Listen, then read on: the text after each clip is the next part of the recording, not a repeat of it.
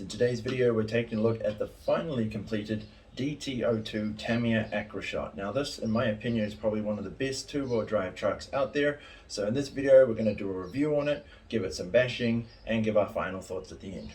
Okay, so here's the DT03T out in a much better lighting setting. We'll do a quick run around of the vehicle, show off the exterior, then I'll take off the shell and show you the parts that I've got in it. Not many people may be able to notice it, but the tires that are on this truck right now are not the stock tires.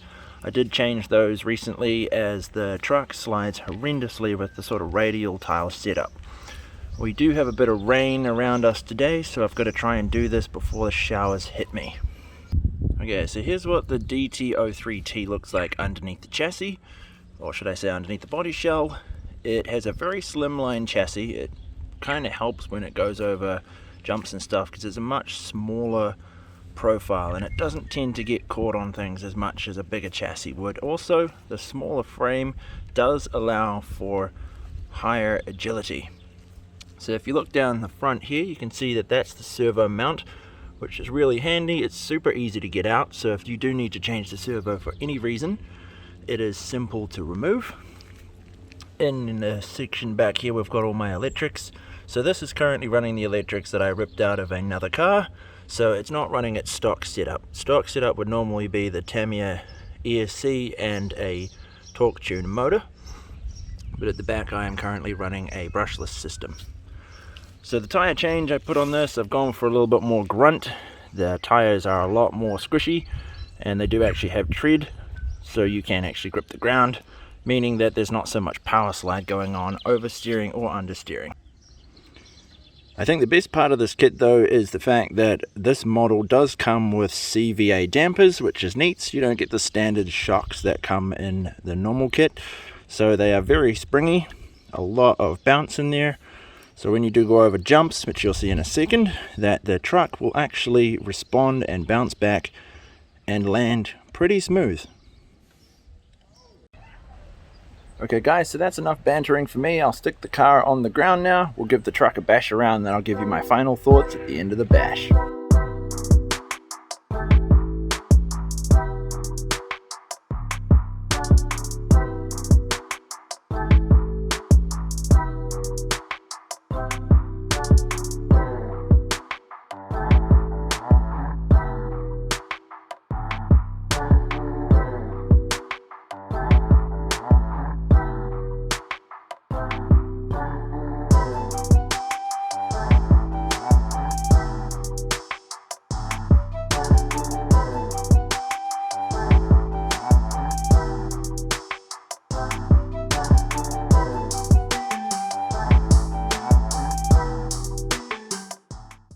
Alright, so in a nutshell, that is the DT03 Tamiya Aqroshot. This is an awesome truck, guys. It handles really well out there, especially on sand, dirt, grass, or jumps. If you have this truck, guys, be sure to give this video a like so that I know that you also are a fan of this particular vehicle. So if you enjoyed this truck, guys, be sure to give me a comment down here and let me know what you thought of it. I enjoyed it, as you know, but I want to hear your thoughts and see what you guys thought of it. If you own it, let me know what your pros and cons are on the truck and whether you actually would recommend this to others. I personally would, as it is a fantastic vehicle.